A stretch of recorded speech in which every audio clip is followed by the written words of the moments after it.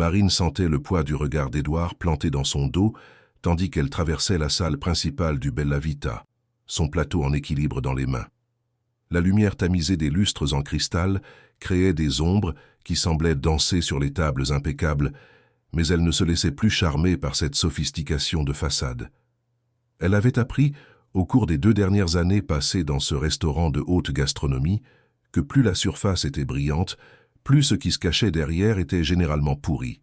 Elle déposa les assiettes devant le couple de la table 7 avec un sourire professionnel qu'elle avait perfectionné au fil des mois. L'homme, vêtu d'un costume discret mais manifestement coûteux, la remercia d'un signe de tête. La femme ne jeta même pas un regard à Marine, trop occupée à admirer ses propres ongles parfaitement manucurés. C'était toujours comme ça. Pour la plupart des clients du Bella Vita, les serveurs étaient des éléments invisibles du décor, aussi nécessaires que les couverts en argent, mais tout aussi jetables. Marine retourna en cuisine, et le contraste la frappa comme à chaque fois. La salle respirait l'élégance européenne, avec ses nappes en lin de Belgique et ses compositions florales changées quotidiennement. La cuisine, en revanche, était un champ de bataille mal éclairé où l'odeur de graisse brûlée se disputait l'arôme artificiel de produits de nettoyage bon marché. Le chef Philippe, un homme talentueux qui avait depuis longtemps renoncé à se battre contre le système, hurlait des ordres à la brigade, tandis qu'Édouard circulait tel un requin affamé, surveillant chaque mouvement. Le gérant avait une 40aine d'années, les cheveux gominés en arrière et un sourire qui n'atteignait jamais ses yeux. Marine l'observa s'approcher de Carla, l'une des plus jeunes commis de cuisine, et lui murmurer quelque chose qui fit pâlir la jeune femme et baisser la tête. Il n'était pas difficile de deviner le contenu de la conversation. Édouard n'avait qu'un seul langage, celui de la peur et de la menace voilée. Ce fut Julie, sa meilleure amie au restaurant, qui lui avait parlé pour la première fois de la règle non écrite du Bella Vita. Elle prenait un café dans une boulangerie voisine, pendant la coupure entre le service du midi et celui du soir, lorsque sa collègue plus expérimentée avait regardé autour d'elle pour s'assurer que personne n'écoutait. « Ici, tu apprends vite, Marine. Tu ne poses pas de questions, tu ne te plains pas, et tu ne dis jamais la vérité si ça peut nuire au profit. » Édouard rendait compte directement au propriétaire, et tout ce qui compte, ce sont les chiffres à la fin du mois. Marine avait pensé que Julie exagérait, jusqu'à ce qu'elle assiste à la première fois où un client s'était plaint d'un plat visiblement réchauffé et qu'Édouard avait simplement déduit la valeur intégrale du repas du salaire du serveur qui l'avait servi. Jusqu'à ce qu'elle voie la cuisine recevoir l'ordre de réutiliser des sauces qui avaient clairement tourné. Jusqu'à ce qu'elle entende le gérant ordonner à l'équipe de pousser les plats les plus chers, même en sachant que la qualité était compromise. Son téléphone vibra dans la poche de son uniforme. C'était un message de sa mère, Françoise, lui demandant si elle pourrait envoyer l'argent du loyer avant vendredi. Marine sentit le pincement familier dans sa poitrine. Sa mère vivait à Argenteuil, dans une petite maison qu'elle luttait pour conserver depuis que son père les avait abandonnés 5 ans plus tôt. Le salaire de Marine au Bella Vita, même avec les pourboires, couvrait à peine ses propres dépenses et l'aide mensuelle qu'elle envoyait à sa mère. Elle tapa une réponse rapide promettant que oui, rangea son téléphone et respira profondément. Elle ne pouvait pas perdre ce travail. Peu importait à quel point Édouard la faisait se sentir petite, ou combien de fois elle devait ravaler sa dignité. Françoise dépendait d'elle. « Retourne en salle, Marine. La table 12 a besoin d'attention. » La voix d'Édouard trancha ses pensées comme une lame. Elle obéit, ajustant son tablier en marchant. La table 12 était occupée par un homme seul, chose inhabituelle au Bella Vita, où la plupart des clients venaient en couples élégants ou en groupes d'affaires bruyants. Il était assis discrètement dans un coin, feuilletant le menu avec une attention sincère. Il avait environ 50 ans, des cheveux grisonnants bien coupés et l'air de quelqu'un habitué à observer plus qu'à être observé. « Bonsoir, bienvenue au Bella Vita. Souhaiteriez-vous une suggestion du menu ?» L'homme leva les yeux et Marine remarqua qu'ils étaient d'un marron clair et intelligent.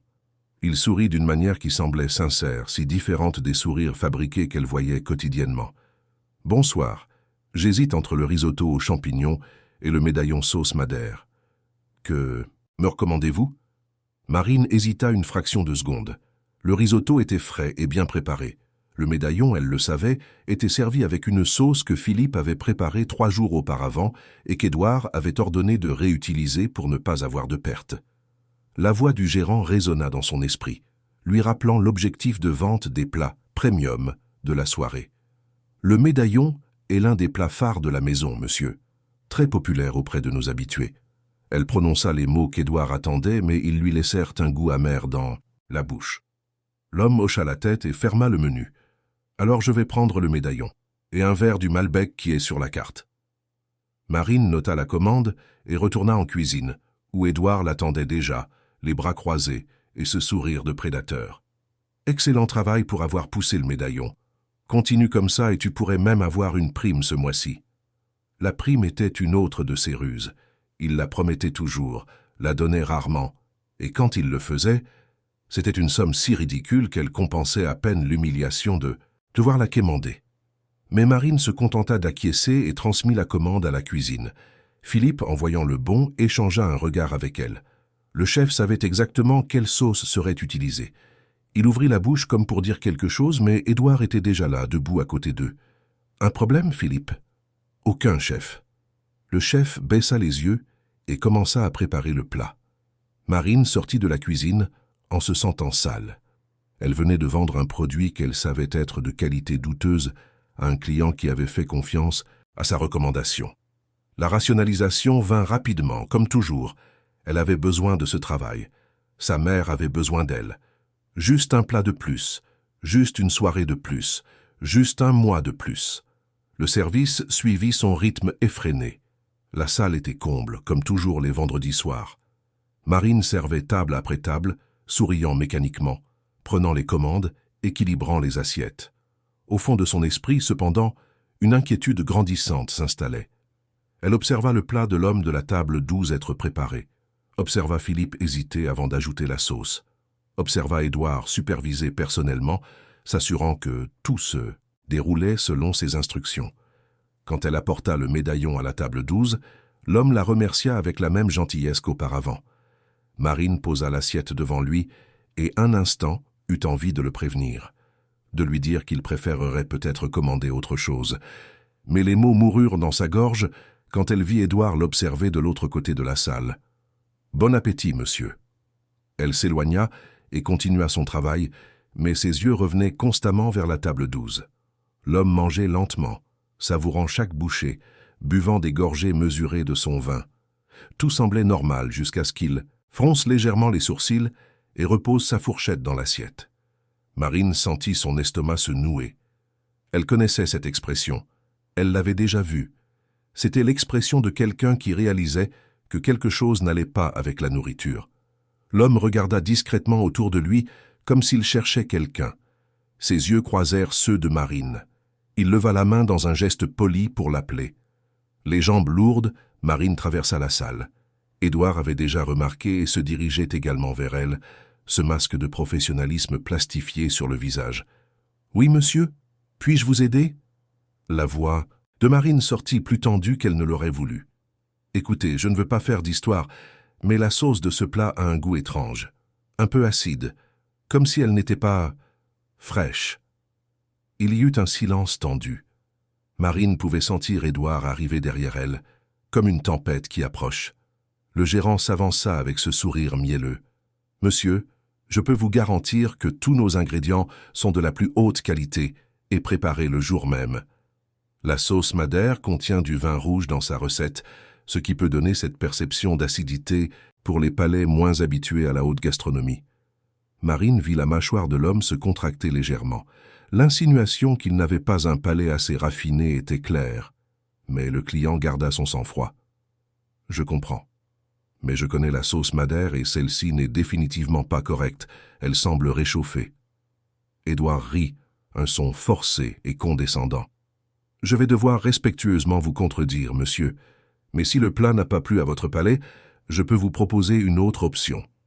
Ce n'est pas une question de palais, c'est une question de qualité, dit l'homme calmement, mais il y avait de l'acier dans sa voix. « Monsieur, je peux vous assurer. Édouard, il faut que je te parle. En cuisine. Maintenant. » Marine entendit ses propres mots sortir avant même d'y avoir réfléchi. Tous les regards se tournèrent vers elle. Le gérant la foudroya du regard avec une fureur à peine contenue. « Marine, retourne à ton poste, je m'en occupe. » Mais elle avait déjà franchi une ligne invisible. « Je sais pour la sauce, Édouard. Il a raison. » Le silence qui suivit fut absolu. Édouard la saisit, brutalement par le bras, souriant faussement au client. « Excusez-nous un instant, monsieur. » Il la traîna pratiquement jusqu'à l'arrière, loin des regards curieux. Quand ils arrivèrent dans le couloir menant à la cuisine, il la lâcha violemment et se tourna vers elle, le visage rouge de colère contenue. « Tu es folle, tu viens de me désavouer devant un client. » « Il a raison, Édouard. Cette sauce a 3 jours. Philippe me l'a dit. Tu as ordonné qu'on la réutilise. Et alors, personne ne s'en rend compte. Personne ne s'en rend jamais. Compte ? Mais maintenant, à cause de toi, j'ai un client qui se plaint et qui fait un scandale. » Marine respira profondément, sentant quelque chose changer en elle. Il s'en est rendu compte parce qu'elle est mauvaise. Et je ne vais pas mentir pour couvrir ça. Édouard fit un pas en avant, envahissant son espace personnel. Ses yeux étaient 2 braises de haine. Tu vas retourner là-bas, t'excuser auprès du client et lui garantir que la sauce est parfaite, que c'était un malentendu, qu'il a mal mangé ou trop bu. Invente n'importe quoi. Si tu ne fais pas ça tout de suite, tu es viré. Sur le champ. Le cœur de Marine battait si fort qu'elle pouvait l'entendre dans ses propres oreilles. Elle pensa à sa mère, pensa au loyer, pensa à toutes les fois où elle avait ravalé sa dignité par nécessité. Mais elle pensa aussi à combien de fois encore elle devrait le faire, combien de mensonges de plus elle devrait raconter, combien de personnes de plus seraient trompées. Non. Le mot sortit bas, mais ferme. Édouard cligna des yeux comme s'il n'était pas sûr d'avoir bien entendu. « Qu'est-ce que tu as dit ?» J'ai dit non. Je ne mentirai pas. L'expression du gérant se transforma en quelque chose de terrible. Très bien. Alors suis-moi en salle. Tu vas apprendre ce qui arrive à ceux qui me défient. Il la reprit par le bras et la ramena dans la salle où l'homme de la table 12 attendait toujours, observant tout avec une attention silencieuse. D'autres clients commençaient à remarquer que quelque chose se passait. Édouard s'arrêta à côté de la table, tenant Marine par le bras comme si elle était une enfant désobéissante. « Monsieur, je vous prie de nous excuser pour la confusion. Mon employée ici présente va clarifier le malentendu concernant notre sauce. N'est-ce pas, Marine ?» Tous les yeux du restaurant étaient maintenant braqués sur elle. Le silence était lourd comme du plomb. Marine regarda l'homme de la table 12, vit l'expression attentive sur son visage, vit qu'il savait exactement ce qui se passait. Elle regarda Édouard, vit la menace dans ses yeux, sentit la pression de ses doigts sur son bras. Et puis, quelque chose en elle se brisa tout simplement. « Monsieur, vous avez absolument raison. La sauce est mauvaise. » Les mots de Marine résonnèrent dans la salle comme un coup de tonnerre. Il y eut un instant figé dans le temps où personne ne semblait respirer. Puis tout se passa très vite. Édouard lâcha son bras comme si elle le brûlait. Son visage passa par plusieurs teintes de rouge avant d'exploser. « Tu es folle? Tu es complètement folle. » Marine sentit ses jambes trembler, mais elle resta droite. « Je ne suis pas folle. Je dis la vérité. Cette sauce a 3 jours et a été réutilisée sur ton ordre. Ça arrive tout le temps. Ici. » Le murmure qui parcourut le restaurant fut comme une vague. Des clients aux tables voisines lâchèrent leurs couverts. Quelqu'un sortit son téléphone. Marine vit, du coin de l'œil, Julie arrêtée à la porte de la cuisine, la main sur la bouche, les yeux écarquillés d'horreur. Édouard fit un pas en avant, le doigt pointé vers son visage. « Tu n'as aucune idée de ce que tu viens de faire. Tu n'as pas la moindre idée. Tu es viré. Tu as bien entendu ? Viré. Prends tes affaires et sors d'ici maintenant. » Le mot « viré » frappa Marine comme un coup de poing. La réalité de ce qu'elle avait fait s'abattit sur elle de tout son poids. Le loyer de sa mère, ses propres factures, le CV qui mettrait des mois à lui trouver un autre emploi. Qu'avait-elle fait? Mais alors elle regarda autour d'elle. Elle vit les expressions de dégoût sur les visages des clients, vit un couple se lever et demander l'addition, vit une dame âgée repousser son assiette avec une grimace, vit, dans les yeux de l'équipe qui observait depuis la cuisine, quelque chose qu'elle n'avait pas vu depuis longtemps, du respect. « Tu peux me virer, Édouard, mais je ne me tairai pas. » Marine entendit sa propre voix, plus forte maintenant. « Vous méritez de savoir. » Elle se tourna vers les clients. Ce restaurant sert de la nourriture réchauffée, périmée, facturée comme si elle était de première qualité. Les employés sont menacés, leurs salaires sont amputés pour des erreurs qu'ils n'ont pas commises. Tout ça pour gonfler les chiffres à la fin du mois. C'est de la calomnie, c'est de la diffamation. Édouard était hors de contrôle maintenant, gesticulant frénétiquement. « Je vais te poursuivre en justice. Je vais te détruire. Quand j'en aurai fini avec toi, tu ne trouveras même pas un travail pour faire la plonge. » L'homme de la table 12 se leva enfin. Il n'était pas grand, mais il y avait une autorité naturelle dans ses mouvements qui fit taire Édouard. Le client prit calmement son portefeuille, laissa quelques billets sur la table, y compris un pourboire substantiel qui était clairement destiné à Marine. « Merci pour votre honnêteté, mademoiselle, » dit-il, sa voix basse mais suffisamment claire pour être entendue. Il est rare de nos jours de trouver quelqu'un prêt à faire ce qui est juste, même quand ça coûte cher. Il hocha légèrement la tête et se dirigea vers la sortie. La moitié du restaurant le suivit. Des couples se levèrent, laissant des assiettes à moitié pleines et de l'argent sur les tables. Une dame âgée s'arrêta à côté de Marine et lui serra rapidement la main avant de partir. En moins de 5 minutes, le Bella Vita était presque vide. Édouard regarda autour de lui, le visage maintenant blême, réalisant l'ampleur du désastre. Quand il se tourna de nouveau vers Marine, la colère avait laissé place à quelque chose de pire, une haine froide et calculée. « Tu viens de signer ta condamnation à mort professionnelle, » dit-il à voix basse, pour qu'elle seule l'entende. « Je connais des gens dans tous les restaurants de cette ville. Quand j'aurai fini de raconter qui tu es, personne ne t'embauchera, même pas pour servir des cafés. Sors d'ici, maintenant, avant que j'appelle la sécurité. » Marine prit son sac dans le casier des employés, les mains tremblant si fort qu'elle peinait à ouvrir le cadenas. Julie apparut, à ses côtés, les yeux pleins de larmes. « Marine, mon Dieu, qu'est-ce que tu as fait? Ce que j'aurais dû faire il y a longtemps. » Marine essaya de sourire, mais sentit ses propres larmes commencer à couler. « Prends soin de toi, Jus. Ne le laisse pas te faire ce qu'il m'a fait. » Julie la serra rapidement dans ses bras, avant de retourner en courant dans la salle, craignant son propre licenciement pour avoir fraternisé avec la traîtresse. Marine sortit par la porte de service du Bella Vita, et l'air froid de la nuit parisienne la frappa comme une gifle. Elle marcha jusqu'à l'arrêt de bus le plus proche, et ce n'est qu'une fois assise sur le banc en plastique glacé qu'elle laissa les larmes couler pour de bon. Qu'avait-elle fait? Comment allait-elle expliquer à sa mère qu'elle était au chômage? Comment allait-elle payer le loyer, l'électricité, le minimum de sa carte de crédit qui était déjà à découvert? Le téléphone vibra. C'était un message d'un numéro inconnu. Marine l'ouvrit, le cœur battant. « Tu viens de commettre la plus grosse erreur de ta vie. Je vais personnellement m'assurer que tu ne travailles plus jamais nulle part. Prépare-toi à voir ce qui arrive à ceux qui me trahissent. » Le numéro était celui d'Édouard. Il avait dû le trouver dans les dossiers du restaurant. Marine sentit un frisson lui parcourir l'échine. Ce n'était pas que des menaces en l'air. Édouard connaissait des gens, il avait des contacts. Il pouvait réellement détruire sa réputation. Un autre message arriva, puis un autre, et encore un autre, tous des variations de la même menace. Marine bloqua le numéro, mais savait que cela ne résoudrait rien. Le bus mit 40 minutes à arriver. Marine monta et s'assit au fond, recroquevillée contre la fenêtre. Son appartement se trouvait dans un quartier modeste du 20e arrondissement, une studette qu'elle partageait avec Béatrice, une étudiante infirmière qui travaillait de nuit et était rarement à la maison en même temps qu'elle. Quand elle arriva enfin et ouvrit la porte, elle trouva l'appartement vide et sombre. Marine laissa tomber son sac par terre et alla directement à la salle de bain. Elle se regarda dans le miroir et reconnut à peine la femme qui la fixait.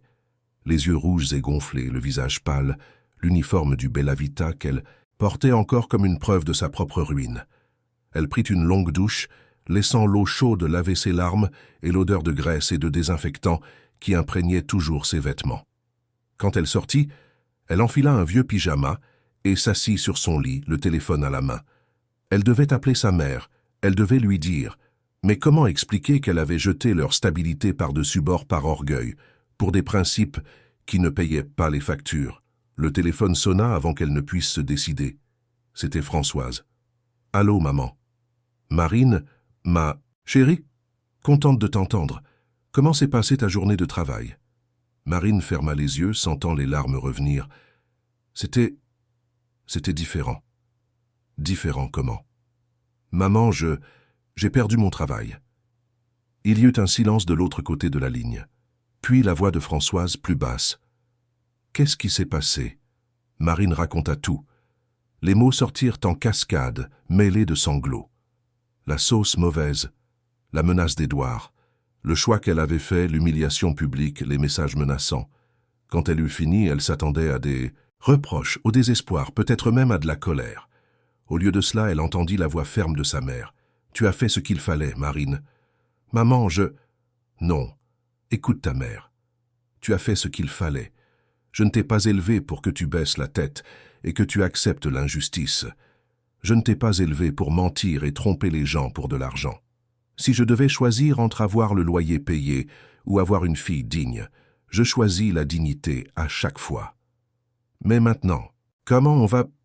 On se débrouillera. On s'est toujours débrouillé, n'est-ce pas? Quand ton père est parti, on s'est débrouillé. Quand je suis tombé malade, on s'est débrouillé. Et on va se débrouiller encore. » Françoise fit une pause. « Tu trouveras un autre travail, un endroit qui te valorisera vraiment. Et d'ici là, je ferai quelques extras. Madame Lourde m'a proposé des travaux de couture. Maman, tu n'as pas besoin de... Si, j'en ai besoin. Parce que je suis ta mère et c'est ce que font les mères. On protège nos filles.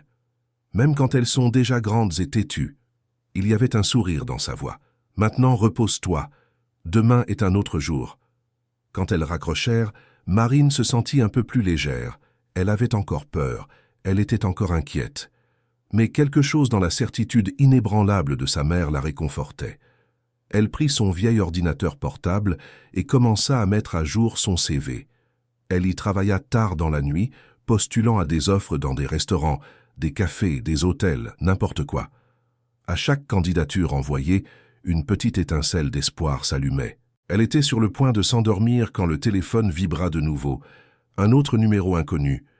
Marine faillit ne pas répondre, craignant d'autres menaces d'Édouard, mais quelque chose la poussa à faire glisser son doigt et à accepter l'appel. « Allô? Marine ?» La voix de l'autre côté était masculine, polie, inconnue. « Oui, qui est à l'appareil? »« Je m'appelle maître Paul-Henri Lambert.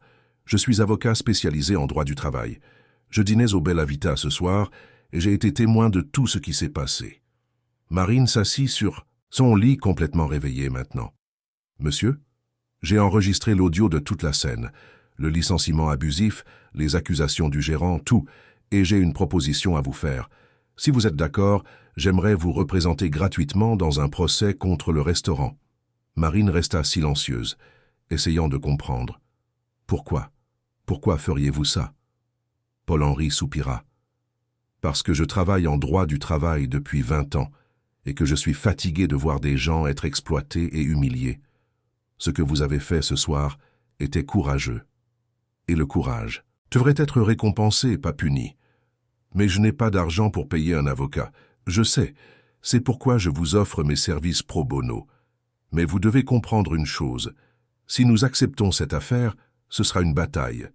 Le restaurant essaiera de vous détruire. Ce sera difficile et cela pourrait prendre des mois. » Marine pensa au message d'Édouard, aux menaces, à la peur qu'elle avait ressentie. Pensa à toutes les fois où elle s'était tue, à toutes les injustices qu'elle avait avalées. « J'accepte. »« Parfait.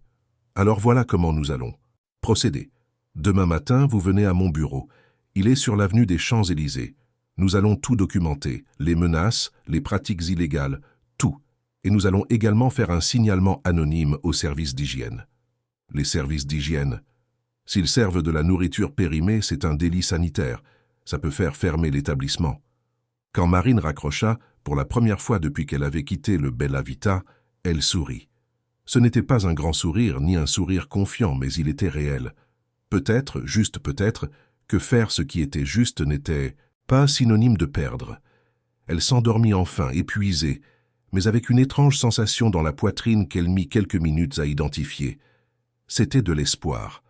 Le lendemain, Marine se réveilla avec le soleil qui filtrait par la fenêtre de sa chambre. Pendant quelques secondes bénies, elle oublia tout ce qui s'était passé. Puis le souvenir revint en force, et elle gémit, tirant l'oreiller sur sa tête. Le téléphone indiquait 8 heures du matin. Elle avait un message de maître Paul-Henri avec l'adresse du cabinet et lui demandant d'arriver à 10 heures. Elle avait aussi 4 appels manqués de numéros inconnus et 3 messages vocaux. L'estomac noué, Marine ouvrit les messages. Tous provenaient d'Édouard, utilisant des numéros différents. Les menaces avaient escaladé. Maintenant, il ne promettait plus seulement de détruire sa carrière, mais disait aussi qu'il allait raconter des mensonges sur elle, qu'il avait de fausses preuves de vol, qu'il allait répandre qu'elle était mentalement instable. Marine enregistra tous les messages, faisant des captures d'écran comme maître Paul-Henri le lui avait conseillé. Chaque mot venimeux d'Édouard serait utilisé contre lui. Le cabinet de maître Paul-Henri se trouvait au 12e étage d'un immeuble de bureaux sur l'avenue des Champs-Élysées. Marine monta en ascenseur, observant son reflet dans les portes en miroir. Elle avait mis sa seule tenue un peu formelle, un pantalon noir et une chemise blanche qu'elle utilisait pour les entretiens d'embauche. Elle se sentait déplacée ici, au milieu des cadres en costume et des femmes en talons hauts portant des porte-documents en cuir. La réceptionniste, une jeune femme sympathique à lunettes, la dirigea vers une salle de réunion où maître Paul-Henri l'attendait déjà. Il était plus jeune que Marine ne l'avait imaginé d'après sa voix au téléphone. Peut-être une 40aine d'années, avec des cheveux bruns légèrement grisonnants sur les tempes et un sourire accueillant. « Marine, merci d'être venue. Asseyez-vous, je vous en prie. » Elle s'assit sur la chaise rembourrée, se sentant petite dans cette salle avec vue sur l'avenue animée. « Merci de me recevoir, maître. Je n'arrive toujours pas à croire que vous faites ça. » Paul-Henri ouvrit un dossier sur la table. « Laissez-moi vous expliquer comment ça va se passer. D'abord, nous allons tout documenter. Ensuite, nous ferons un signalement formel au service d'hygiène sur la base des pratiques dont vous avez été témoin. Parallèlement, nous allons engager une procédure au prud'homme contre le Bella, vita pour licenciement abusif, harcèlement moral et dommages et intérêts. Et combien tout cela va-t-il coûter? Pour vous? Rien. J'ai un quota annuel d'affaires pro bono. Quand j'ai vu ce qui s'est passé hier, j'ai décidé que la vôtre en ferait partie. » Il fit une pause. « Mais je veux que vous compreniez, ça va devenir moche avant de s'améliorer. Le restaurant va engager des avocats chers. Ils essaieront de vous dépeindre comme une employée à problème. Ils essaieront de discréditer votre parole. » Marine pensa au message d'Édouard. « Ils ont déjà commencé. » Elle montra son téléphone à Paul-Henri qui fit défiler les messages avec une expression de plus en plus sérieuse. Quand il eut fini, il siffla doucement. « C'est de l'or, Marine. Menaces, coercition, harcèlement. Il vient de nous donner la moitié de l'affaire sur un plateau. Nous allons également déposer une plainte au pénal. » Ils passèrent les 2 heures suivantes à tout documenter. Marine raconta les retenues illégales sur les salaires, les pratiques de réutilisation de la nourriture, la pression pour vendre des plats chers même en sachant que la qualité était compromise. Paul-Henri notait tout, méticuleusement, posant des questions spécifiques, demandant des détails, des dates, des noms. « Connaissez-vous d'autres employés qui seraient prêts à témoigner ?» Marine pensa à Julie, à Philippe, à Carla. Ils avaient peur, une peur justifiée. « Ils ont besoin de leur travail, maître. Ils ne peuvent pas prendre ce risque. » « Je comprends. Alors nous travaillerons avec ce que nous avons. Et, à propos des services d'hygiène, pensez-vous que vous pourriez dessiner un plan de la cuisine? Indiquer où se trouvent les congélateurs, où ils gardent les sauces, ce genre de choses? » Marine hocha la tête. « Je peux le faire. » Quand elle quitta le cabinet 3 heures plus tard, Marine était épuisée mais déterminée. Paul-Henri avait été clair. Le processus serait long et difficile, mais ils avaient un dossier solide. Très solide. Elle descendait en ascenseur quand son téléphone sonna. Numéro inconnu à nouveau. Cette fois, elle répondit en haut-parleur, activant l'enregistreur comme Paul-Henri le lui avait appris. « Allô? Marine. » La voix d'Édouard était différente, contrôlée, presque amicale. « Écoute, je pense qu'hier nous avons tous les deux un peu exagéré. Tu étais stressé, j'étais sous pression. Et si on discutait en adulte ?» Marine sentit un frisson, c'était un piège. « Nous n'avons rien à nous dire, Édouard. »« Bien sûr que si. Écoute, je peux te rendre ton travail, avec une augmentation même. Et on oublie toute cette histoire. » Son ton était mielleux, faux. Personne n'a besoin de savoir quoi que ce soit. C'est trop tard pour ça. Il y eut un silence. Quand Édouard reparla, le masque était tombé. « Tu crois que tu vas me nuire et t'en sortir indemne? Tu crois que je n'ai pas de ressources? Je vais t'anéantir, Marine. Je vais raconter que tu volais dans la caisse, que tu harcelais les clients, que tu étais instable. Quand j'en aurai fini, tu ne trouveras même pas un travail de femme de ménage. » Marine raccrocha et enregistra immédiatement la conversation, l'envoyant à Paul-Henri. La réponse de l'avocat arriva en quelques secondes. Parfait, une de plus pour le dossier. Mais malgré son assurance, Marine avait peur. Édouard avait des contacts, de l'argent, du pouvoir. Et elle n'avait que la vérité et l'aide d'un avocat qu'elle connaissait, à peine. Les jours suivants furent un tourbillon d'anxiété et d'incertitude. Marine passait ses matinées à envoyer des CV et ses après-midi à aider Paul-Henri à monter le dossier.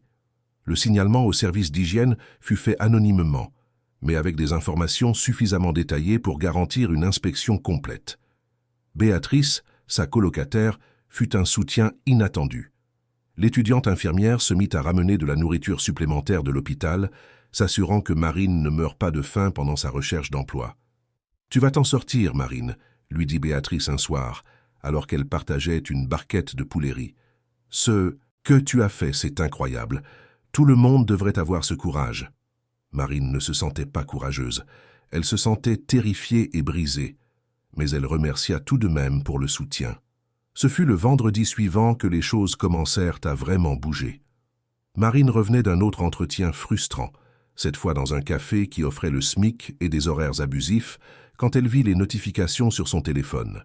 Elle avait 3 appels manqués de Julie.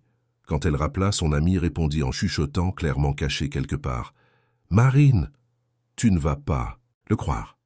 Les services d'hygiène sont arrivés il y a 1 heure. Ils sont venus par surprise avec un mandat et tout. Ils sont en train de retourner toute la cuisine. » Le cœur de Marine s'emballa. Et qu'est-ce qu'ils ont trouvé? Tout, Marine. De la nourriture périmée, des congélateurs sales, un manque de contrôle des températures. Édouard est en train de péter les plombs. Il sait que c'est toi qui as dénoncé. Il dit qu'il va te poursuivre pour diffamation. Qu'il essaie. Marine se surprit elle-même par la fermeté de sa voix. « Julie, quand ils partiront, note tout ce que tu peux. Les noms des inspecteurs, ce qu'ils ont emporté, ce qu'ils ont dit. Ça pourrait être important. Marine, j'ai peur. Je sais. Mais ça va bientôt se terminer. Et quand ce sera fini, vous serez débarrassé de lui. » Après avoir raccroché, Marine appela immédiatement Paul-Henri, qui célébra la nouvelle comme une victoire personnelle. « Excellent. Avec le procès-verbal des services d'hygiène, notre dossier devient encore plus solide. Ils vont devoir fermer temporairement jusqu'à ce qu'ils règlent les irrégularités, et ça va mettre la pression sur les propriétaires du restaurant. » Les propriétaires. Marine n'avait jamais vu les vrais propriétaires du Bella Vita. Édouard rendait toujours des comptes à quelqu'un, mais ce quelqu'un était une figure mystérieuse, jamais présente. Qui sont les propriétaires, maître? Une holding d'investissement. Plusieurs associés. Mais il y a un actionnaire majoritaire qui contrôle tout, un entrepreneur du secteur de la restauration, très riche, très puissant. Paul-Henri fit une pause. « Marine, vous devez vous préparer. Quand ce procès arrivera jusqu'à eux, les choses vont s'envenimer. » « Comment ça? Ils vont essayer de vous acheter. Ils vous offriront de l'argent pour que vous abandonniez l'action, que vous signiez une clause de confidentialité. Ce pourrait être une somme tentante. Et si j'accepte? Alors, Édouard reste en liberté pour faire la même chose à d'autres employés. La culture toxique continue. Et vous vivez le reste de votre vie en sachant que vous avez été réduite au silence. Paul-Henri adoucit son ton. « Mais c'est votre choix, Marine. C'est toujours votre choix. » Marine y pensa pendant des jours. Elle pensa au loyer en retard, aux factures qui s'accumulaient, au frigo de plus en plus vide. Une partie d'elle, la partie pratique et fatiguée, voulait juste accepter l'argent et passer à autre chose. Mais l'autre partie, celle qui avait regardé ce client dans les yeux et dit la vérité, savait qu'elle ne pourrait pas vivre avec un silence acheté. La mise en demeure du Bella Vita fit la une des journaux locaux. Un restaurant de luxe mis à l'amende pour irrégularité sanitaire.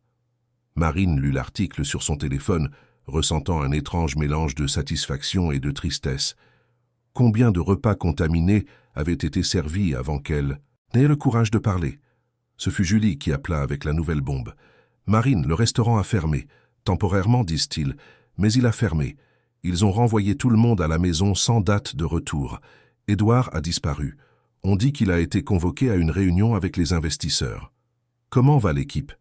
Elle a peur, sans savoir s'ils auront encore un travail à la réouverture. Certains cherchent déjà ailleurs. Julie fit une pause. Marine, il y a des gens ici qui sont en colère contre toi. Ils disent que tu as foutu tout le monde dans la merde. Le gros mot de Julie, si rare de sa part, montrait la tension de la situation. Marine sentit la culpabilité lui serrer la poitrine. « Je sais, mais ça ne pouvait pas continuer. Quelqu'un devait parler. »« Je sais. Et au fond, tout le monde le sait aussi. Mais c'est difficile quand tu n'as pas de salaire et que tu as des factures à payer. » Cette nuit-là, Marine fit un rêve étrange. Elle était de retour au Bella Vita, mais le restaurant était vide et délabré. Les tables étaient couvertes de poussière, les lustres éteints. Édouard était là, assis seul à une table, vieilli et vaincu. Il la regardait avec haine, mais aussi avec quelque chose qui ressemblait à de la peur. Elle se réveilla le cœur battant, le rêve encore vif dans son esprit. Ce fut le lundi suivant, exactement 2 semaines après son licenciement, que Paul-Henri appela avec une urgence dans la voix. « Marine, vous devez venir au cabinet. Maintenant. Il s'est passé quelque chose. D'inattendu. Qu'est-ce que c'est? Je préfère vous le dire en personne. Mais c'est à propos d'Édouard et des propriétaires du restaurant. » Marine prit le métro jusqu'aux Champs-Élysées, la gorge nouée. Quel nouveau rebondissement était-ce? Édouard avait-il fui le pays? Les propriétaires avaient-ils décidé de la poursuivre en retour? Quand elle arriva au cabinet, Paul-Henri n'était pas seul. Il y avait un autre homme dans la pièce, en costume impeccable, les cheveux grisonnants, bien coupés. Il fallut quelques secondes à Marine pour le reconnaître. C'était le client de la table 12, l'homme qui s'était plaint de la sauce. Marine se figea à l'entrée de la salle de réunion. L'homme de la table 12 sourit gentiment et se leva, lui tendant la main. « Ravi de vous rencontrer officiellement, Marine. Je m'appelle Robert Mercier. Je suis l'associé majoritaire et le fondateur de la chaîne Bella Vita. » Marine sentit ses jambes flageoler. Paul-Henri lui tira rapidement une chaise. « Asseyez-vous, je vous en prie, » dit l'avocat en lui lançant un regard rassurant. « Monsieur Mercier... » Marine essaya de comprendre.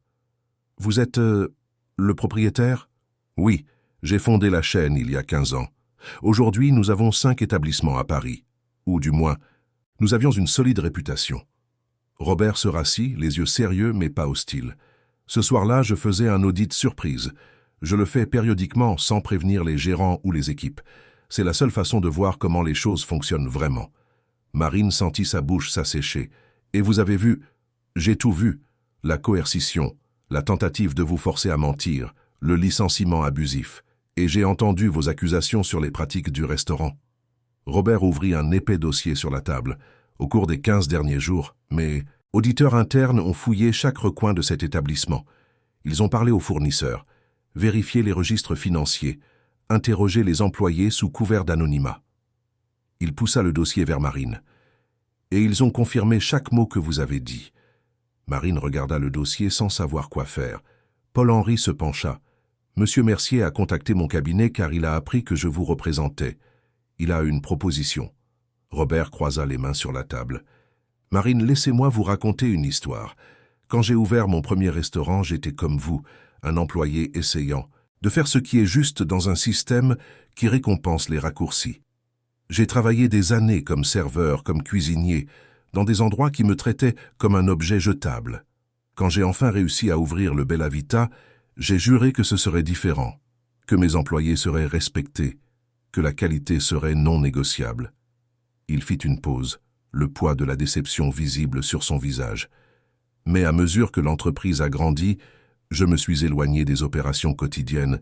J'ai engagé des gérants, j'ai délégué, j'ai fait confiance, et ce fut mon erreur. Édouard Martin n'est pas une exception, Marine. Au cours des 5 dernières années, la culture que j'avais bâtie a été rongée par des gens comme lui. Des gens qui voient les employés comme des chiffres et les clients comme des cibles. Et moi, je ne m'en suis pas rendu compte, ou je n'ai pas voulu le voir. » Marine retrouva enfin sa voix. « Pourquoi me racontez-vous ça? » « Parce que vous avez fait ce que j'aurais dû faire il y a des années. Vous avez refusé d'être complice, et vous en avez payé le prix fort. » Robert se pencha. « Édouard a été licencié pour faute grave ce matin, Il fait face à des poursuites pénales et civiles. Il ne travaillera plus jamais dans la restauration tant que j'aurai de l'influence dans le secteur. Mais le licencier ne résout pas le problème plus vaste. Qui serait? Reconstruire la culture. S'assurer que ce qui vous est arrivé n'arrive plus jamais à personne. Et pour cela, j'ai besoin de gens qui ont le courage de dire la vérité, qui placent l'intégrité au-dessus de la peur. Marine regarda Paul-Henri qui hocha la tête en signe d'encouragement. Elle reporta son regard sur Robert. « Que proposez-vous exactement ?»« Premièrement, une indemnisation juste pour tout ce que vous avez traversé. Dommages moraux, salaires perdus, tout documenté et approuvé par Maître Lambert. Deuxièmement, si vous êtes d'accord, je veux vous offrir un poste dans l'entreprise. Pas comme serveuse, comme superviseur du service et de la conformité. Votre fonction serait de garantir que tous les établissements fonctionnent selon les normes éthiques qu'ils auraient toujours dû avoir. » Marine cligna des yeux, n'en croyant pas ses oreilles. « Vous voulez m'embaucher, après que j'ai publiquement dénoncé votre restaurant ?» « Exactement pour cette raison. » Robert sourit pour la première fois un sourire sincère. « Les techniques de gestion, ça s'enseigne. La formation, les processus, tout ça s'apprend. Mais le caractère, le courage, ça ne s'enseigne pas, Marine. On l'a ou on ne l'a pas, et vous avez prouvé que vous l'aviez. Mais je n'ai pas d'expérience en supervision, je n'ai pas de formation en... Vous avez 2 ans d'expérience dans les tranchées. Vous savez comment les choses fonctionnent ou dysfonctionnent pour de vrai. Pas sur le papier, mais dans la pratique. » Robert fit un geste. « Je peux engager des consultants coûteux pour me dire ce qui ne va pas, mais ils ne comprendront jamais comme quelqu'un qui l'a vécu. Qui en a souffert ?» Marine sentit des larmes lui brûler les yeux. « C'est... je ne sais pas quoi dire. »« Dites que vous allez y réfléchir, » intervint gentiment Paul-Henri. « C'est une décision importante. Vous n'avez pas besoin de répondre maintenant. »« Combien de temps ai-je ?»« Autant de temps qu'il vous faudra, » se leva Robert. « Mais, pendant que vous réfléchissez, je veux que vous sachiez une chose. Indépendamment de votre décision concernant l'emploi, l'indemnisation est à vous. Vous la méritez. Et plus important encore, vous avez sauvé mon entreprise de continuer à fonctionner de manière criminelle. Je vous dois de la gratitude, pas des faveurs. » Quand Marine quitta le cabinet 1 heure plus tard, la tête lui tournant, elle avait en main un chèque qui couvrirait 6 mois de loyer de sa mère et toutes ses factures en retard. Elle avait aussi un précontrat de travail que Paul-Henri lui conseilla de lire attentivement avant de signer. Elle descendit les Champs-Élysées en état de choc. 2 semaines plus tôt, elle était au chômage et menacée. Maintenant, elle avait une offre d'emploi meilleure que tout ce dont elle aurait pu rêver. Le téléphone sonna. C'était Françoise. « Marine, j'étais si inquiète, comment vas-tu ?»« Maman, je... » Marine s'arrêta au milieu du trottoir, laissant les gens passer autour d'elle. « Maman, tu ne vas pas le croire. » Elle raconta tout. Sa mère écouta en silence, ne lâchant que des exclamations occasionnelles. Quand Marine eut fini, Françoise pleurait. « Ma chérie, je l'ai toujours su. J'ai toujours su que faire ce qui est juste finirait par payer. » Marine sourit à travers ses propres larmes. « J'ai appris de la meilleure. »« Et tu vas accepter le travail ?»« Je ne sais pas, maman. C'est beaucoup de responsabilités. Et si je ne suis pas assez bonne ?» Marine Françoise Dubois. La voix de sa mère devint ferme, utilisant son nom complet comme elle le faisait toujours quand elle voulait une attention totale. « Tu as passé les dernières années à servir des gens qui te traitaient comme si tu étais invisible. Tu as supporté l'humiliation, les abus, l'injustice. Et quand est venu le moment de choisir entre le juste et le facile, tu as choisi le juste. Si ça ne te qualifie pas, alors rien ne qualifie personne. » Marine rentra chez elle et trouva Béatrice en train de préparer du café. La colocataire avait son jour de congé de l'hôpital et révisait pour un examen. « Alors, comment s'est passée la réunion mystérieuse ?» Marine raconta, observant les yeux de Béatrice s'écarquiller progressivement. « C'est incroyable. Tu vas accepter, n'est-ce pas ?» Marine s'assit à la table, acceptant la tasse de café que Béatrice lui offrait. « Je veux accepter, mais j'ai peur. Et si je n'arrive à rien changer? Et si les autres établissements ont des gérants aussi mauvais qu'Édouard? Alors tu les vires aussi. » Béatrice haussa les épaules, comme si c'était évident.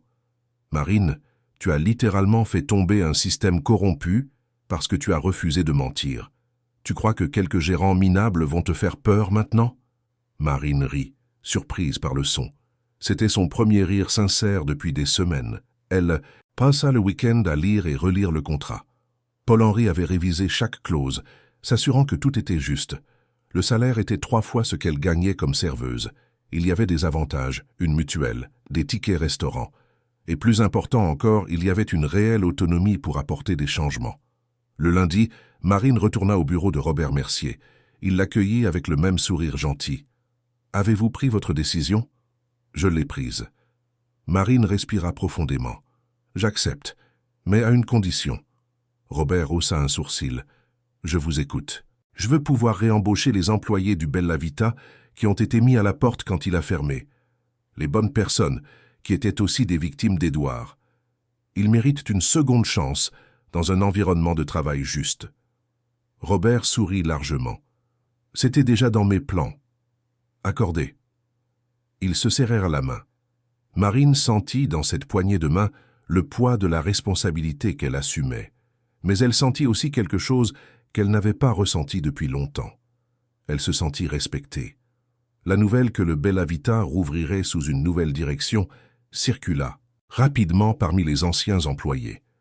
Marine passa les semaines suivantes en formation intensive. Robert la présenta à chaque département, expliqua la structure de l'entreprise, partagea sa vision. Mais le véritable test viendrait quand elle retournerait au restaurant où tout avait commencé. Le matin de son premier retour officiel au Bella Vita, Marine enfila un nouvel ensemble qu'elle avait acheté avec une partie de sa prime d'embauche.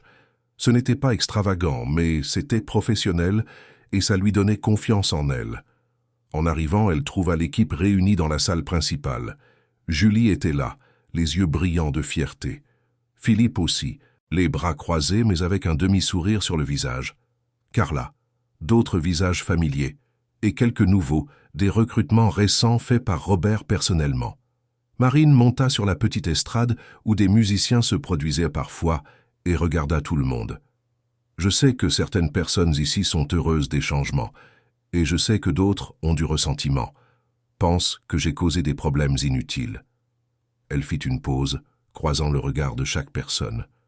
Je ne vais pas promettre que tout sera parfait à partir de maintenant. Il y aura des jours difficiles. Il y aura des erreurs. Mais ce que je peux promettre, c'est ceci. Ici, l'honnêteté sera valorisée. Les erreurs honnêtes seront corrigées avec patience. Mais les mensonges, les raccourcis contraires à l'éthique, le manque de respect envers les employés ou les clients seront intolérables. Il y eut un silence. Puis Julie commença à applaudir. Philippe la rejoignit. Bientôt, toute l'équipe applaudissait, certains avec des larmes aux yeux.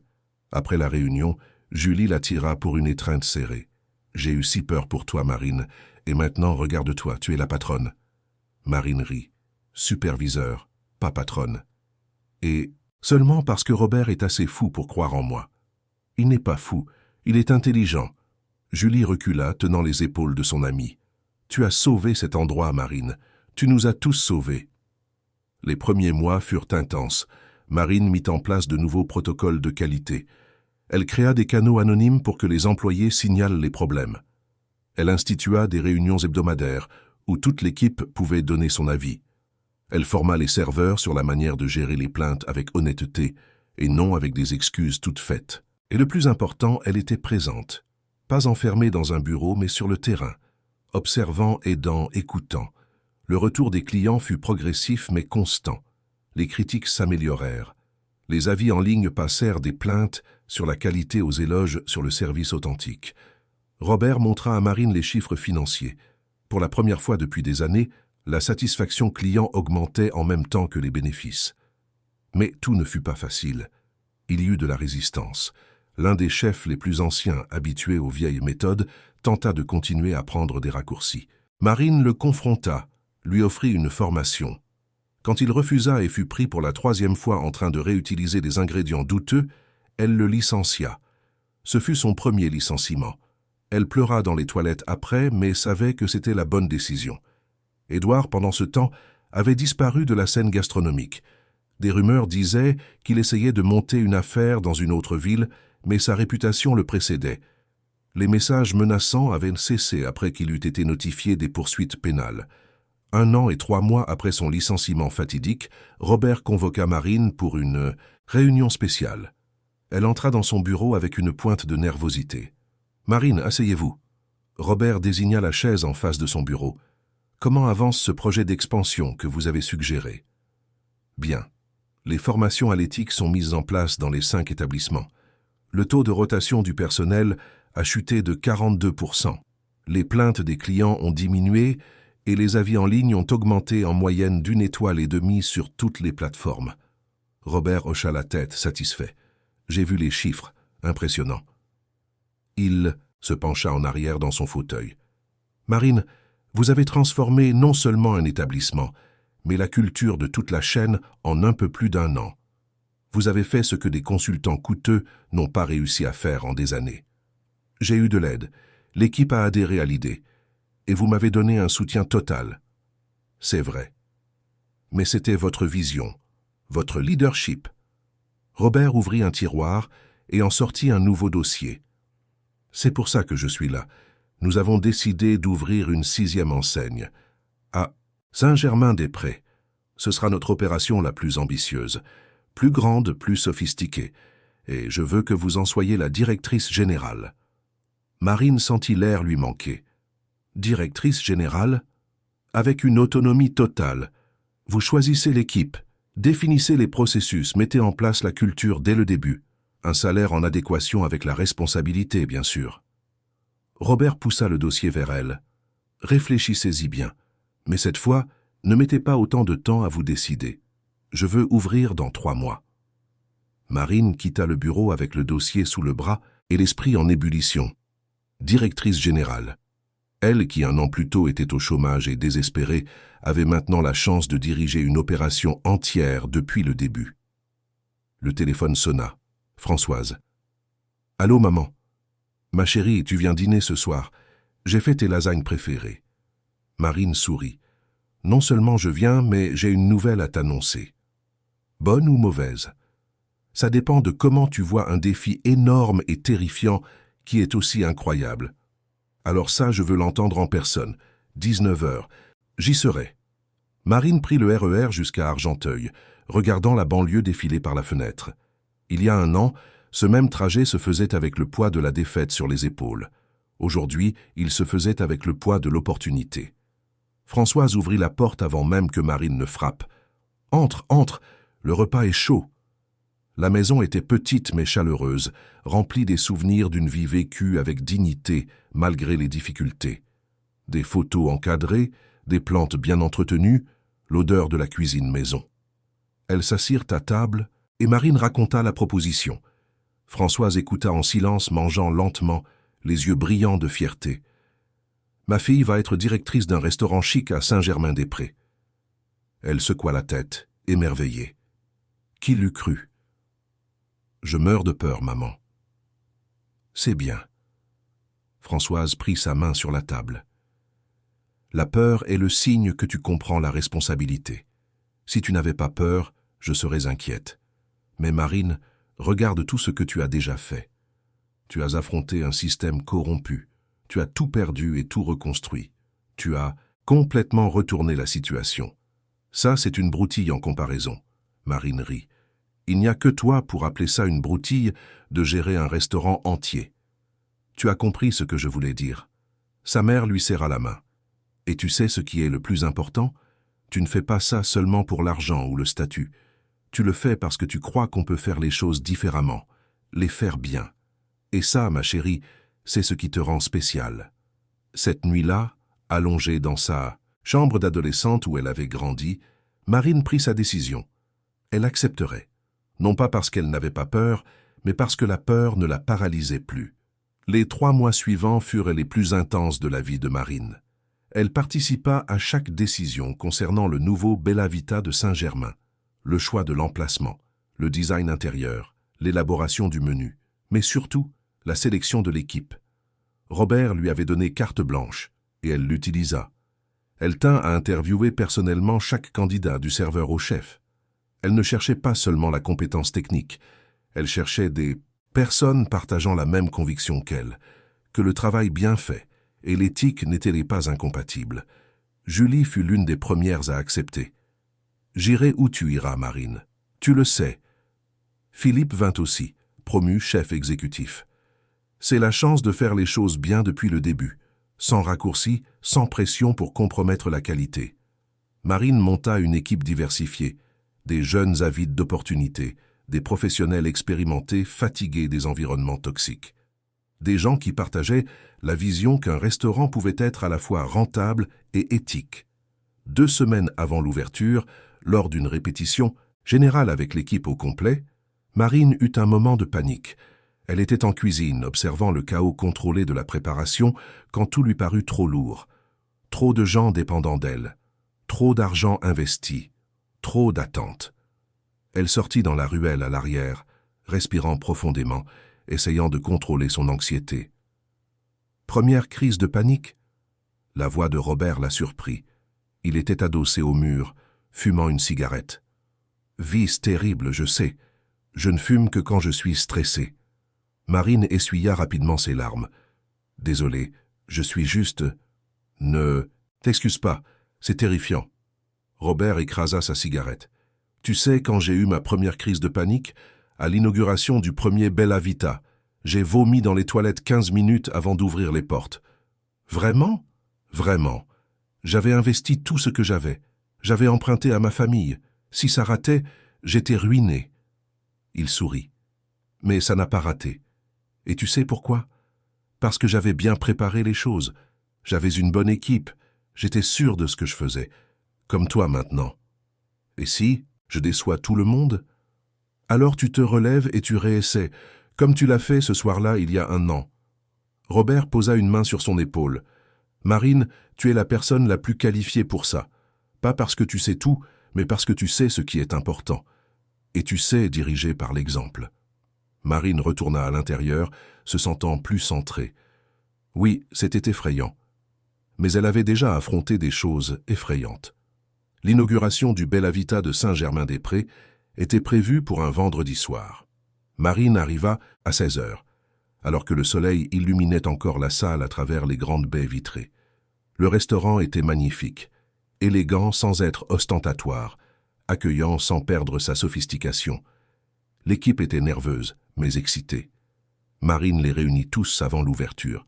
« Vous êtes prêts ?» dit-elle en regardant chaque visage. « Il y aura des erreurs. C'est impossible qu'il n'y en ait pas. Mais les erreurs, on les corrige. Ce qu'on ne corrige pas, c'est la malhonnêteté, le manque de respect, les raccourcis qui compromettent la qualité. Concentrez-vous sur l'essentiel, bonne cuisine, service sincère, honnêteté. Le reste suivra. » Julie lança un applaudissement. L'équipe se dispersa à ses postes. À 19 heures, les portes s'ouvrirent. La première cliente fut une dame élégante qui regarda autour d'elle avec approbation. Marine l'accueillit personnellement. « Bonsoir, soyez la bienvenue au Bella Vita. » La soirée fut un tourbillon. Le restaurant se remplit rapidement. Marine circulait entre les tables, attentive à tout. Elle observa Philippe diriger la cuisine avec précision. Vit Julie gérer la salle avec confiance. Vit les nouveaux employés grandir à chaque défi. Il y eut des problèmes, bien sûr. Un plat sortit mal. Une table attendit plus que prévu. Mais chaque problème fut traité avec honnêteté et rapidité. Aucun client ne partit insatisfait. Vers 22 heures, Marine remarqua un visage familier. Maître Paul-Henri entrait avec sa femme, une belle femme aux cheveux grisonnants. L'avocat la vit et lui fit un signe de la main en souriant. Marine se dirigea vers leur table. « Maître Lambert, quelle bonne surprise! Je n'allais pas manquer l'inauguration. » Il se leva et la serra dans ses bras. « Marine, voici ma femme, Fernanda. Fernanda, voici la Marine dont je t'ai tant parlé. C'est un plaisir de vous rencontrer enfin. » Fernanda sourit chaleureusement. « Paul ne cesse de parler de vous. »« J'exagère généralement, » admit Paul, « mais dans votre cas, je pense que je sous-estime même. » Il regarda autour de lui. « L'endroit est magnifique, plein.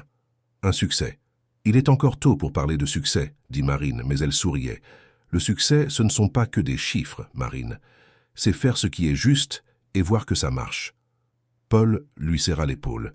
« Et vous êtes en train de prouver que c'est possible. » Minuit, après le départ du dernier client et la fin du nettoyage par l'équipe, Marine les réunit à nouveau. Ils étaient épuisés mais radieux. Vous avez été incroyables, chacun d'entre vous. Marine sentit l'émotion lui serrer la gorge. Ce n'était que la première soirée. Il y en aura de plus difficiles. Mais si nous continuons comme ça, avec honnêteté et dévouement, ça ne peut pas mal se passer. L'équipe applaudit. Julie cria « Vive la chef !» et tous répétèrent. Marine quitta le restaurant à 2 heures du matin. Le quartier était calme, les rues éclairées par les lampadaires. Elle s'arrêta sur le trottoir regardant la façade illuminée du Bella Vita de Saint-Germain, le nom élégant en lettres dorées. 1 an et demi plus tôt, elle se faisait expulser d'un endroit similaire, humiliée et menacée. Aujourd'hui, elle quittait son propre restaurant après une inauguration réussie. Le téléphone vibra. Un message de Françoise. « Comment ça s'est passé, ma chérie ?» Marine tapa la réponse en souriant. « Parfait, maman. C'était parfait. » Dans les mois qui suivirent, le Bella Vita de Saint-Germain-des-Prés s'imposa comme un succès. Les critiques étaient enthousiastes. Les réservations, toujours complètes. Plus important pour Marine, l'équipe était heureuse. Le taux de rotation était presque nul. Les gens voulaient travailler là. Robert venait régulièrement, toujours impressionné. « Vous avez créé quelque chose de spécial ici, Marine. Ce n'est pas juste un restaurant, c'est un exemple. » Marine mit en place des initiatives qui devinrent un modèle pour les autres établissements. Réunions de feedback hebdomadaires, primes basées sur la performance de l'équipe, pas individuelle. Canal anonyme pour les signalements, formation continue, célébration des erreurs honnêtes comme des opportunités d'apprentissage. Elle n'oublia pas non plus d'où elle venait. 1 fois par mois, Marine donnait des conférences dans des écoles de gastronomie et d'hôtellerie, parlant de l'éthique au travail, de l'importance de faire ce qui est juste même quand ça coûte cher. Un après-midi, elle était dans son bureau quand la réceptionniste appela. « Marine, il y a un homme ici qui voudrait vous parler. Il dit que c'est personnel. » Elle descendit et trouva, à l'entrée, une silhouette mince et vieillie qu'elle mit quelques secondes à reconnaître. Édouard. Il était différent. Ses cheveux, autrefois toujours gominés, étaient décoiffés et grisonnants.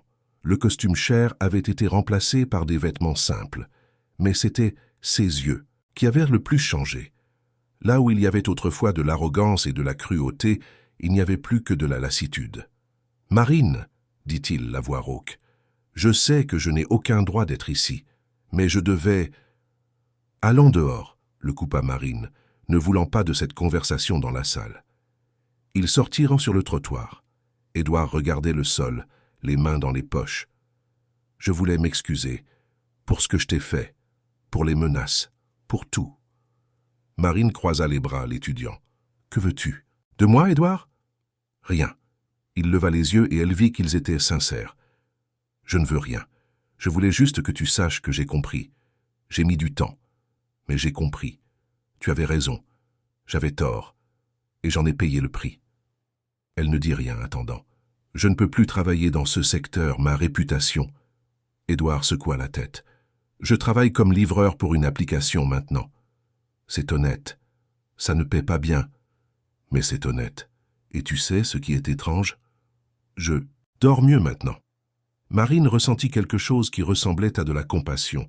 Pas un pardon complet, mais de la compassion.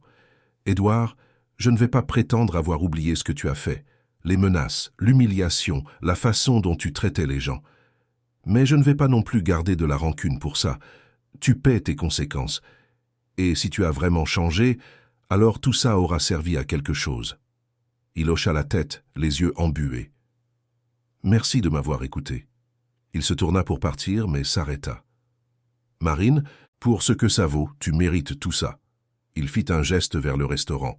« Et bien plus encore. » Elle le regarda s'éloigner sur le trottoir, une silhouette petite et courbée, si différente du tyran qu'il avait été. 6 mois après sa rencontre avec Édouard, Marine se tenait devant un amphithéâtre rempli d'étudiants en gastronomie d'une grande école hôtelière parisienne. C'était sa 5e conférence du semestre, et elle était toujours nerveuse avant chacune d'elles. Robert était assis au premier rang, à côté du directeur de l'école. Il avait insisté pour l'accompagner, disant qu'il voulait voir son étoile briller. Marine commença son discours comme elle le faisait toujours, en racontant son histoire sans filtre. La serveuse qui servait de la nourriture réchauffée en sachant que c'était mal.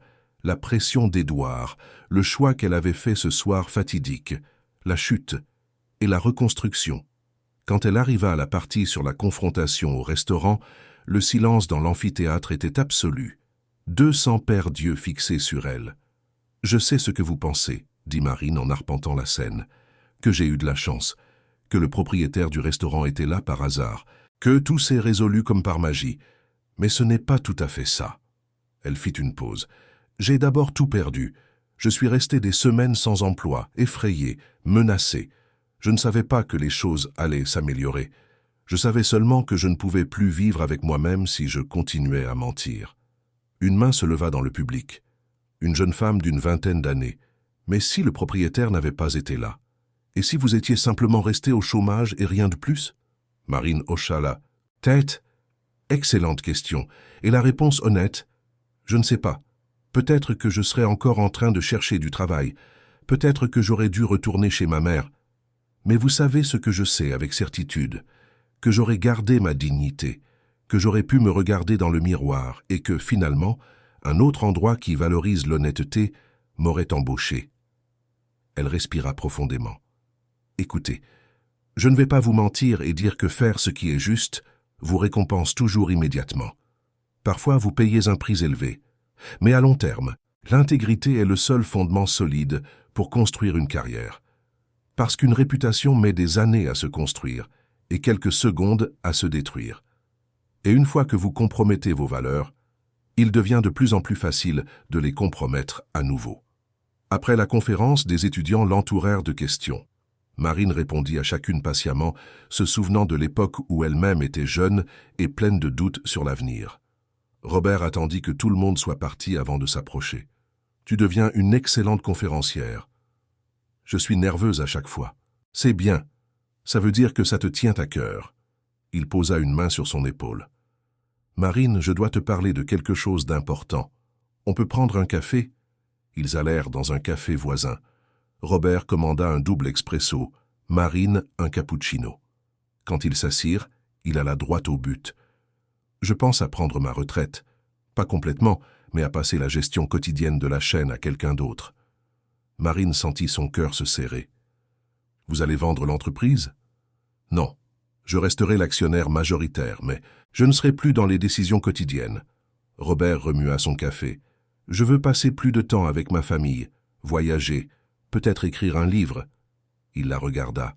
« Et je veux que tu prennes la direction des opérations de toute la chaîne. » Marine faillit renverser sa tasse. « Non, quoi?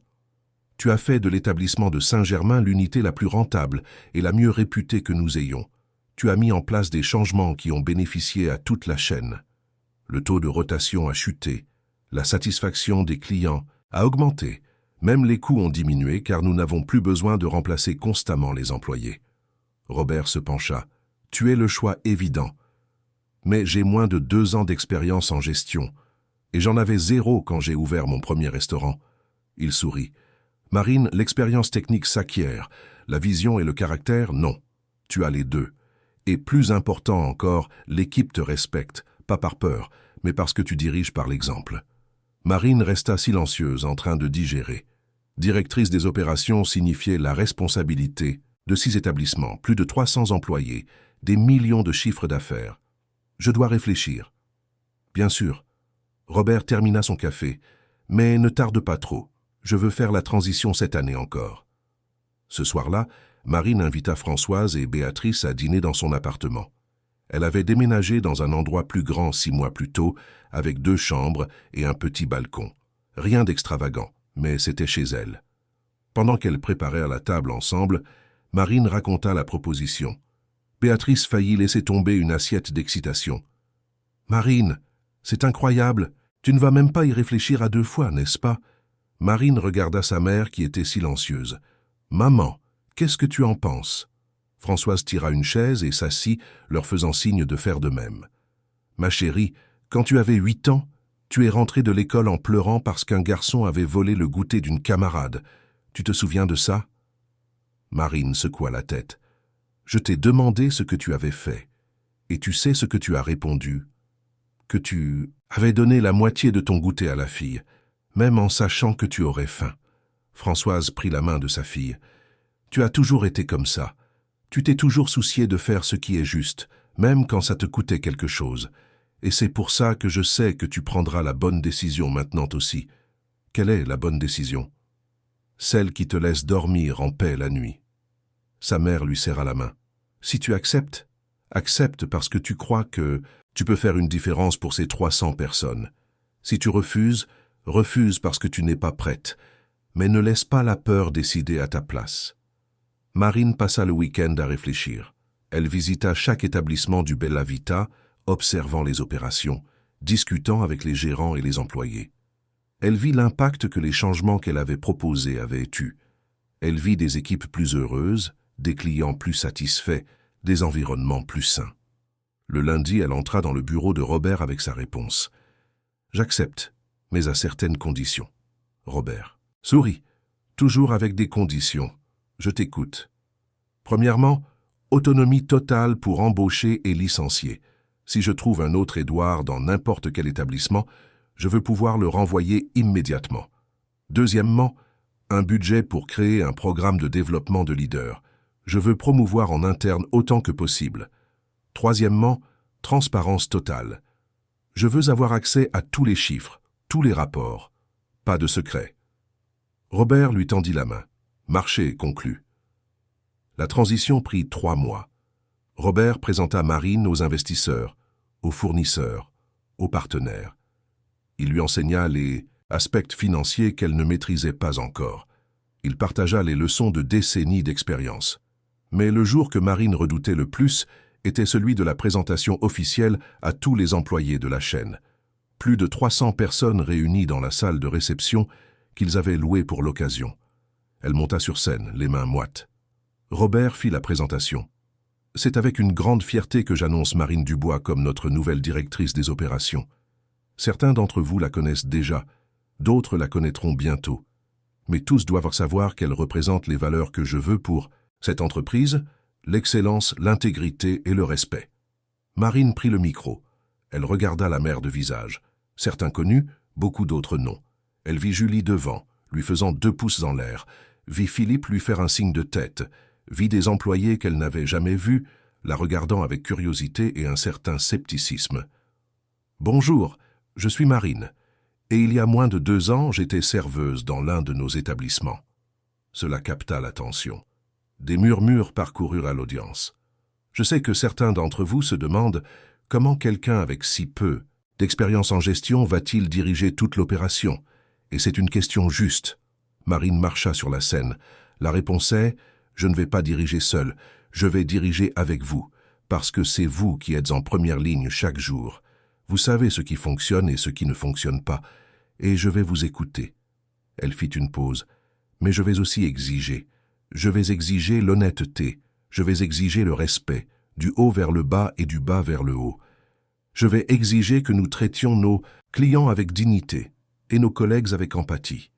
Et en retour, je garantirai que chacun d'entre vous soit valorisé, que les erreurs soient des opportunités d'apprentissage, pas des punitions, que vos voix soient entendues. » Le silence était total maintenant. Marine pouvait voir qu'elle avait l'attention complète de la salle. « Je ne vais pas promettre la perfection, je commettrai des erreurs. Vous commettrez des erreurs. Mais si nous restons guidés par l'honnêteté et le respect, ça ne peut pas vraiment mal se passer. Et si quelqu'un à n'importe quel niveau, du gérant à l'agent d'entretien, voit quelque chose qui ne va pas et a besoin de le signaler, ma porte est toujours ouverte, toujours. » Quand elle descendit de la scène 15 minutes plus tard, elle reçut une ovation debout. « Pas de tout le monde, » remarqua-t-elle. Certains semblaient encore sceptiques, mais la majorité était prête à lui donner une chance. Les 6 mois suivants furent les plus difficiles de la vie professionnelle de Marine. Elle découvrit des problèmes dans 2 établissements, des gérants qui répétaient les vieux schémas. Elle dut procéder à des licenciements difficiles. Elle fit face à la résistance d'anciens employés habitués aux vieilles méthodes. Mais elle vit aussi des victoires. L'établissement de la Bastille, qui était sur le point de fermer, fut complètement transformé après qu'elle y eut placé une nouvelle directrice, promue de serveuse, qui mit en œuvre les mêmes pratiques que celles de Saint-Germain. La satisfaction des employés, mesurée par des enquêtes trimestrielles, augmenta de manière constante. Et les chiffres financiers, étonnamment, ils s'améliorèrent. Moins de rotation signifiait moins de coûts de formation. Des employés heureux servaient de mieux, des clients satisfaits revenaient et recommandaient. 18 mois après avoir pris ses fonctions de directrice des opérations, Marine se trouvait à une cérémonie de remise, à 2 prix du secteur de la restauration. Le Bella Vita avait été nominé dans 3 catégories, meilleur service, meilleur programme de développement des employés et entreprise de l'année. Robert était là, fier comme un père. Françoise aussi, portant une nouvelle robe que Marine lui avait achetée pour l'occasion. Paul-Henri et sa femme, Julie, Philippe, Béatrice, toute la famille que Marine s'était construite au cours de ces années turbulentes. Quand ils annoncèrent le lauréat de l'entreprise de l'année et dirent « Bella Vita », Marine monta sur scène en état de choc. Elle accepta le trophée, les mains tremblantes. « Ce prix n'est pas le mien », dit-elle au micro. « Il appartient à chaque serveur, chaque cuisinier, chaque gérant, qui choisit de faire ce qui est juste chaque jour, qui traite ses collègues et ses clients avec respect, qui croit que le profit et l'éthique ne sont pas ennemis. » Elle regarda le public, croisant les yeux de sa mère, et il appartient à ma mère qui m'a appris que la dignité n'est pas négociable, même quand ça coûte cher. La fête dura tard. Marine dansa avec Robert, avec Paul-Henri, avec Philippe. Elle rit avec Julie des vieux souvenirs. Elle serra Françoise dans ses bras pendant de longues minutes. Quand elle rentra enfin chez elle à 3 heures du matin, épuisée mais radieuse, Marine s'assit sur son balcon avec une tasse de tisane. Elle regarda la ville illuminée en contrebas, pensa à tout ce qui s'était passé depuis cette nuit fatidique 2 ans plus tôt. Le choix de dire la vérité lui avait coûté cher au début, mais il lui avait ouvert des portes qu'elle n'aurait jamais imaginées. Pas seulement des portes professionnelles, mais des portes personnelles. Elle était devenue quelqu'un qu'elle respectait, quelqu'un en qui elle avait confiance. Le téléphone vibra, un message d'un numéro inconnu. « Marine, c'est Carla de la cuisine, tu te souviens de moi? J'espère que ça ne te dérange pas que j'ai eu ton numéro. Je voulais juste te remercier. J'ai trouvé un travail dans un autre restaurant et j'ai appliqué tout ce que j'ai appris avec toi. Mon chef l'a remarqué et m'a promu sous-chef. Rien de tout ça ne serait arrivé si tu n'avais pas eu le courage ce jour-là. Merci de nous avoir montré qu'on peut faire les choses différemment. » Marine essuya les larmes qui coulaient sur son visage. Elle répondit rapidement. « Carla, quelle fierté, félicitations. Et souviens-toi, tu as toujours eu du talent. Je t'ai juste aidé à le voir. » Elle enregistra le message, le joignit à d'autres messages similaires qu'elle avait reçus au fil des mois, d'anciens employés qui avaient en trouvé de meilleures opportunités, de clients reconnaissants, de jeunes qui avaient entendu ses conférences et décidé de faire des choix différents. Finalement, réalisa Marine, il ne s'agissait pas d'elle. Ça n'avait jamais été le cas. Il s'agissait de créer un effet domino, de montrer qu'une personne, un choix pouvait changer non seulement sa propre vie, mais toucher tant d'autres. Elle termina sa tisane, éteignit les lumières et alla se coucher. Demain serait une autre journée pleine de défis, de décisions difficiles, de problèmes à résoudre. Mais elle affronterait tout avec la même certitude qui l'avait guidée depuis le début. La certitude que l'honnêteté, même quand elle coûte cher, en vaut toujours la peine à la fin. Fin de l'histoire. Si le parcours de Marine vous a touché, sachez que nous avons de nombreuses autres histoires inspirantes qui vous attendent. Chaque récit que nous partageons porte un message puissant sur le courage, l'intégrité et la force de faire ce qui est juste, même lorsque le monde vous pousse à abandonner. Marine nous a appris que la vérité peut coûter cher sur le moment, mais que le mensonge facture des intérêts éternels, que la dignité n'est pas négociable, qu'une personne ordinaire peut créer des changements extraordinaires lorsqu'elle refuse d'être complice de ce qui est mal. Si vous croyez, comme Marine, qu'il vaut la peine de se battre pour ce qui est juste, laissez un pouce bleu sur cette vidéo. Abonnez-vous à la chaîne pour plus d'histoires qui célèbrent le courage, l'honnêteté et le pouvoir transformateur d'un bon choix. Et dans les commentaires, dites-nous, avez-vous déjà dû faire un choix difficile entre ce qui est juste et ce qui est pratique? Comment s'est passée cette expérience? N'oubliez pas, chaque vue, chaque like, chaque commentaire nous aide à continuer à vous apporter des histoires qui inspirent et transforment. Ensemble, nous pouvons répandre le message que l'intégrité n'est pas une faiblesse, c'est une force. À la prochaine histoire. Et n'oubliez jamais, l'honnêteté est le seul fondement solide pour construire une vie qui vaut la peine d'être vécue.